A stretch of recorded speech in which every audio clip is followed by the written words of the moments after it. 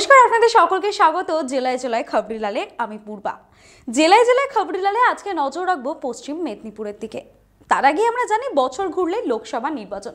সেই লোকসভা নির্বাচনে কোন প্রার্থী কোথায় কোন কেন্দ্রের হয়ে দাঁড়াবেন তা নিয়ে তো প্রতিটি রাজনৈতিক দলের প্রস্তুতি তুঙ্গে। তবে তারই আগে কিন্তু একটা নতুন নয়া সমীকরণ দেখা যাচ্ছে পশ্চিম মেদিনীপুরের ঘাটাল কেন্দ্রে। সেই ঘাটাল কেন্দ্রে কিন্তু আমরা জানি দীর্ঘ 10 বছর ধরে ঘাটালে প্রার্থী হয়ে আসছেন দীপক অধিকারী তথা আপনার ফেভারিট সুপারস্টার দেব। এই দেব লোকসভায় অর্থাৎ এই 2024-এর লোকসভায় দাঁড়াবেন কি দাঁড়াবেন না সেই নিয়ে কিন্তু একটা দাঁড়িপাল্লা নিয়ে চলছে চর্চা যে কি হবে দেবের রাজনীতিতে ভবিষ্যৎ কি হবে, দেব কি দাঁড়াবেন। অনেক জায়গায় কিন্তু জানা যাচ্ছে, বলা চলে যে টিভি চ্যানেলে কিন্তু দেব একটি সাক্ষাৎকারে বলেছেন যে 2024-এর লোকসভা ভোটে তিনি টিকিট পাবেন কি পাবেন না তা নিয়ে নিজেই সংশয়ে রয়েছেন। তাই এই বিষয়ে কি জানতে পারছি, কথা বলে নেব আমাদের প্রতিনিধি বিবেকের সঙ্গে। বিবেক, এই বিষয়ে কি জানতে পারছো, দেবের বর্তমানে রাজনীতি নিয়ে কি ভবিষ্যৎ? দেখো, তুমি কিছুক্ষণ আগে একটা কথা বলছিলে, আমি শুনছিলাম দেবের মানে রাজনীতির দাড়ি পাল্লা। আমি পাল্লাটা বাদ দিয়ে দেবের রাজনীতির দাড়ি বললেও হয়তো ভালো বলা হবে, কারণ দেব যেরকমটা ইঙ্গিত দিচ্ছে এই মুহূর্তে দাঁড়িয়ে ঘাটাল কেন্দ্র নিয়ে, তাতে কিন্তু দেব বলছে যে একজন ফুল টাইমার হলেই ভালো হয়। আমি একদিকে প্রযোজক, অন্যদিকে অভিনেতা, ফলে সব মিলিয়ে আমার মানে কর্মক্ষেত্রতে বা যেটা তার প্রফেশন সেটা কিন্তু যথেষ্ট ব্যস্ততাবহুল, এবং সেই জায়গায় দাঁড়িয়ে নিজের কেন্দ্রকে মানে পূর্ণ সময়টা তিনি দিতে পারছেন না। ফলে তিনি যেটা মনে করছেন তিনি আংশিক সময়ের সাংসদ, এই কথা তিনি বলছেন।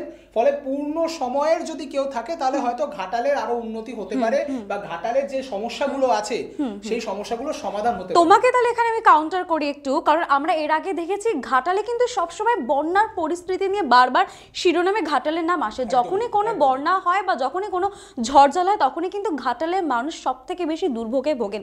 সেদিক থেকে ঘাটালকে নিয়ে কিন্তু মাস্টার প্ল্যান দেবেরই বলা চলে। সে দেব কিন্তু বারবার মাস্টার প্ল্যান নিয়ে কিন্তু সংসদে অ্যাজ আ সাংসদ বারবার প্রশ্ন তুলেছেন। সেদিক থেকে কি করে তিনি বলতে পারেন যে একজন ফুল টাইম এমপি হলে ঘাটালের হয়ে ভালো কাজ করবে? দেখো, ঘাটালের বন্যা পরিস্থিতি বাম আমল থেকে শুরু হয়ে তৃণমূল আমল, কিন্তু ঘাটালের যে বন্যা পরিস্থিতি তাতে কিন্তু খুব একটা কোনো পরিবর্তন হয়নি। ঘাটালের সাংসদ পরিবর্তন হয়েছে, রাজনীতির পটও পরিবর্তন হয়েছে, কিন্তু ঘাটালের বন্যার চিত্র আমরা প্রতি বছর যা দেখছি এখনো মোটের উপর তাই রয়েছে। যদিও প্রায় 10 বছর ধরে শোনা যাচ্ছে ঘাটাল মাস্টার প্ল্যানের কথা, বিভিন্ন সময় বিভিন্ন রাজনীতিবিদ তারা বা বিভিন্ন নেতা নেত্রী বিভিন্ন দলের, কোনো একটি পার্টিকুলার দলের আমি নাম বলছি না, তারা কিন্তু ঘাটাল মাস্টার প্ল্যানের কথা বলেছেন, কিন্তু তা সত্ত্বেও তার কোনো কাজ সেই অর্থে অগ্রগতি হয়নি। এমনটা কিন্তু দীপক অধিকারী বা দেব, ঘাটালের সাংসদ, তিনি কিন্তু সংসদে দাঁড়িয়েও এই প্রশ্ন করেছেন।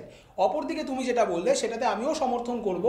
অনেক সাংসদের থেকেই দেখা গেছে প্রশ্ন করার ক্ষেত্রে সংসদে তুলনামূলকভাবে কিছুটা হলেও বেশি অ্যাক্টিভ দেব। এবং সাম্প্রতিক একটা কথা তোমাকে মনে করিয়ে দিতে চাই, আমরা শুনেছি 100 দিনের কাজ জব কার্ড, সেটা নিয়ে কিন্তু একটা বিতর্ক চলছে এবং তাতে দুর্নীতির অভিযোগ উঠেছে, এবং সেই জব কার্ড সেই সংক্রান্ত একটা প্রশ্ন করেছিলেন দেব সংসদে দাঁড়িয়ে, যেখানে কিনা গ্রামোন্নয়ন, কেন্দ্রীয় গ্রামোন্নয়ন দপ্তরের প্রতিমন্ত্রী সাধ্বী নিরঞ্জন জ্যোতি তার উত্তর দিতে গিয়ে একটা অদ্ভুত এবং আশ্চর্যজনক তথ্য উঠে আসে, যেখানে দেখা যাচ্ছিল যে উত্তরপ্রদেশ, বিজেপি শাসিত উত্তরপ্রদেশ, সেখানে কিন্তু সব থেকে বেশি জব কার্ড বাতিল হয়েছে, এবং সেটাও পরবর্তীকালে কিন্তু তৃণমূল কংগ্রেসের একটা রাজনৈতিক অস্ত্র হয়ে দাঁড়িয়েছে।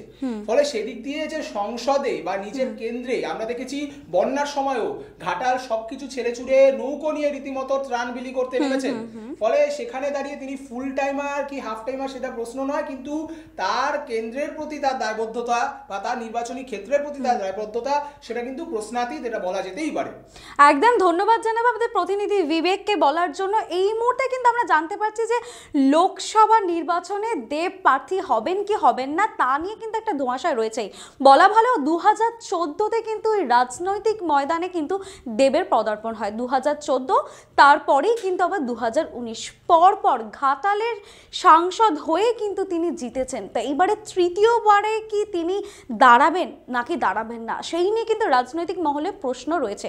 তবে এর আগে আরেকটা বলে রাখি যে কিছুদিন আগে ঘাটালের যে ঐতিহ্যবাহী ঐতিহ্যবাহী মেলা ঘাটাল উৎসব এবং শিশু মেলা, সেই শিশু মেলার কমিটিতে দেবের নাম বাদ যাওয়া নিয়ে কিন্তু একেবারে ধুমধুমার কাণ্ড হয়ে যায়। এক পক্ষ দেবের হয়ে কথা বলে, অপরপক্ষ দেবের আগেনস্টে গিয়ে কথা বলে। সেখানে কিন্তু দেখেছি যে একেবারে পুলিশ প্রশাসনকে তৎপর হতে হয়েছিল, কারণ দুই পক্ষের যে কমিটির মাঝখানে যে ধুমধুমার কাণ্ড ঘটে, সেই কাণ্ডের কিন্তু প্রধান টপিক হয়েছিল যে দেবকে কমিটি থেকে কেন বাদ দেওয়া হয়েছে। তখন কিন্তু একটা আঁচ পাওয়া গিয়েছিল রাজনৈতিক মহলে, তাহলে কি দেব লোকসভা নির্বাচনে প্রার্থী হয়ে দাঁড়াচ্ছেন না?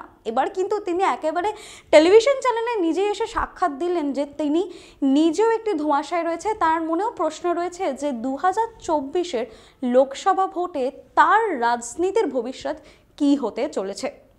লোকসভা ভোট সামনেই, সেই ভোটে দাঁড়াবেন কি দাঁড়াবেন না তা নিয়ে তো তিনি তার উত্তর দিয়েছেন। আর এই মুহূর্তে তার ছবি আসছে প্রধান, সেই প্রধানের ছবি নিয়ে কিন্তু দেব একেবারে প্রস্তুত। তাই এই মুহূর্তে রাজনীতি থেকে সরে দাঁড়াতে চাইছেন, পুরোপুরি কি অ্যাজ আ অ্যাক্টর প্রযোজক হিসেবে দাঁড়াতে চাইছেন, নাকি এর পিছনে রয়েছে অন্য কোনো রাজনৈতিক রহস্য? ঘাটালের যে ঐতিহ্যবাহী মেলা, সেই ঐতিহ্যবাহী মেলার কমিটির সম্পাদক পদে কিন্তু সবসময় দেব থাকেন, তবে এবারে সেই মেলার কমিটির পদে কিন্তু দেবের নাম বাদ পড়ছে, সেই নিয়ে কিন্তু রাজনৈতিক তরজা হয়েছে। তবে তার আগে কিন্তু আমরা দেখেছি গত পঞ্চায়েত ভোটের যে প্রচার, সেই প্রচারে কিন্তু দেবকে দেখা যায়নি।